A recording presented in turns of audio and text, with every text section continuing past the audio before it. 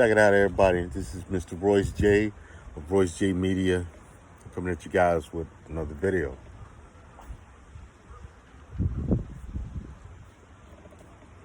The stick I have today is a Perdomo Habano. It's a great smoke. I'm really enjoying it. And I hope you are doing something that you enjoy today too. In today's video, I want to talk about the lessons of failure. It is my opinion that in this society, it is all too often looked at as failure not being something that can be learned from and benefited from to the people that it happened to, and especially so for observers, you know, those on the outside looking in.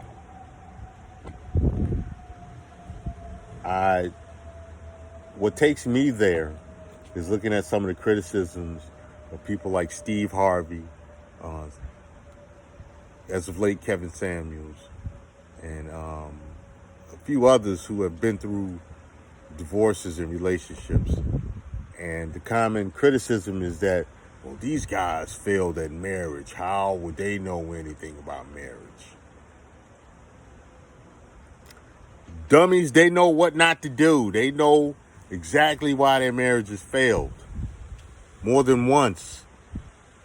You can learn a whole lot of the pitfalls and misgivings and trappings to avoid failure at marriage.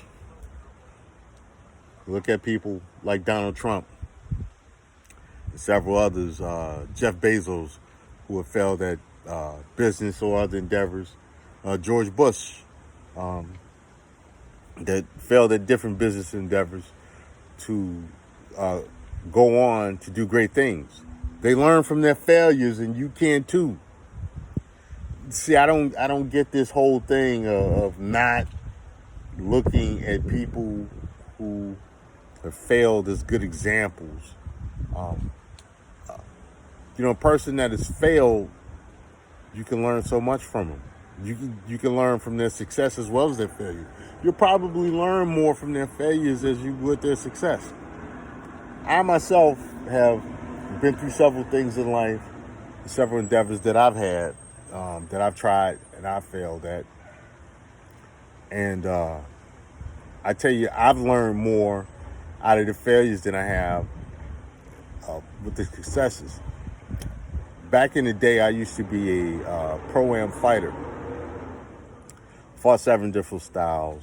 I have well over 200 fights, well over 200 documented fights, where there was referees, there was a sanctioning body, there was an opponent, there were rules, and I did this well over 200 times. Actually, a little bit closer to 300. And the majority of those fights I won. But I lost 11 of those fights. And of those 11 fights, I remember the opponents. I remember I remember many details about the day. I remember what exactly led me to losing those fights. And I teach those lessons to a lot of guys I coach because, yeah, I do. I train fighters. I do coaching. I also train people in martial arts. And I explain my losses readily because I don't want the people I train to run into the same things. Try to help them to avoid the pitfalls and maximize their abilities to win and succeed, to win a fight. Years ago, I tried out for the U.S. Army Special Forces. And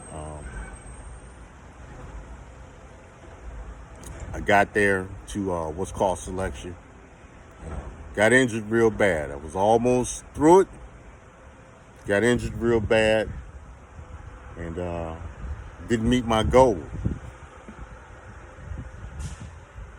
For the young guys that I talk to that are contemplating making that move, I offer a lot of information on what to do and what not to do. More information on what not to do, because the things that I shouldn't have did are the things that led up to me getting seriously injured and not being able to complete the selection.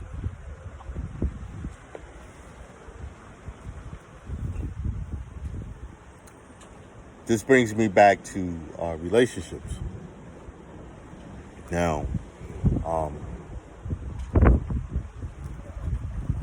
I wouldn't listen to somebody that's never been in a relationship giving relationship advice, because I don't know what they're talking about. You're just pontificating.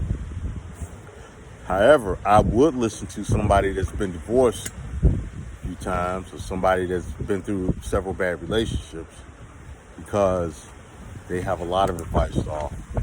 You know, once you get past their whatever feelings they have, the information is the information. You know, it's either right or wrong. And I make it a point to learn what I can, if I can figure out what's right and wrong. And I would do that if I was looking for relationship advice. You know, when you talk about guys like Steve Harvey, you talk about guys like Kevin Samuels, they've been in the arena of marriage a few times. They have a lot of information that they could help you out with. I used to work with a guy that he had gotten married 8 times. He had gotten married and divorced 8 times. He definitely understood his way around divorce court, which that's something I'm not real concerned about. But one thing I did learn from this guy, Larry, is that Larry also understood how to protect money. He was a font of information on how to protect your money, on how to do things to grow your money and protect it. It's information you can't beat, especially nowadays, because if you go to the people that are sitting, financial planners and stuff, it's going to cost you a lot of money. And there's no guarantee that they know what they're talking about, because they're simply trying to sell products. They're not going to tell you the ins and outs and how to look at things from a certain point of view. They're going to shape the information they give you in order to sell a product. Whereas you get a guy like my buddy Larry, rest in peace. Larry understood how to deal with how to protect your money and stuff, and how to grow it in a way that many of these financial planners didn't. And Larry died a well-off man, despite being married and divorced 8 times. You know, myself personally, after 2, maybe after 2, I would have been like, okay, this marriage thing isn't for me. But he did it 8 times. You know, more importantly, Larry lost money and made it back, and learned how to protect it a little more each time he went through the process. You know, now I hope my wife and I never get divorced. I got a pretty decent wife. For what's out there, I think I got a pretty good wife. You know, that being said, you know, she could decide she might not want to be married anymore. And hey, it is what it is. You know, then I would lean on the advice of people like Larry to understand how to navigate the divorce process. But since I'm not there, I focus on the other thing that someone like Larry had, which was understanding how to work with your money. You know, This takes me, we circle back to the Kevin Samuels thing. Right now, he's hot with his high value man topic, his views on marriage and divorce and things like that. And in my opinion, he offers a lot of useful information because he's been there. He is his definition of high value man. He lives that life, and he's been through a few things.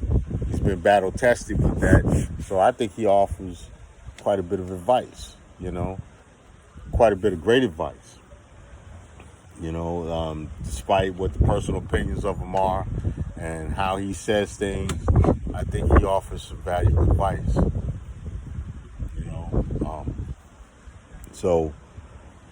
And I think a lot of that advice comes from his failures, not his successes, his failures. The success is an end product. A failure is a part of that struggle. Since you all love struggle love so much, a part of that struggle, a big part of struggle is failure. Failure is struggle.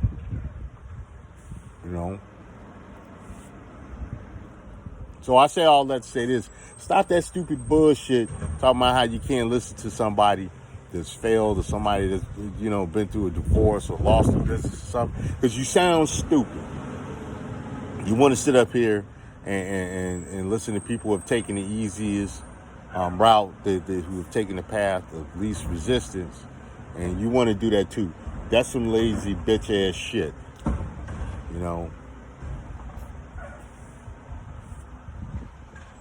That's little kid shit.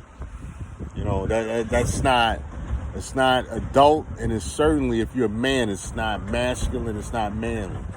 You gotta go, you gotta take some risks. You gotta fail in order to be successful in the long run. In fact, the U.S. Army has a whole library of U.S. military failures that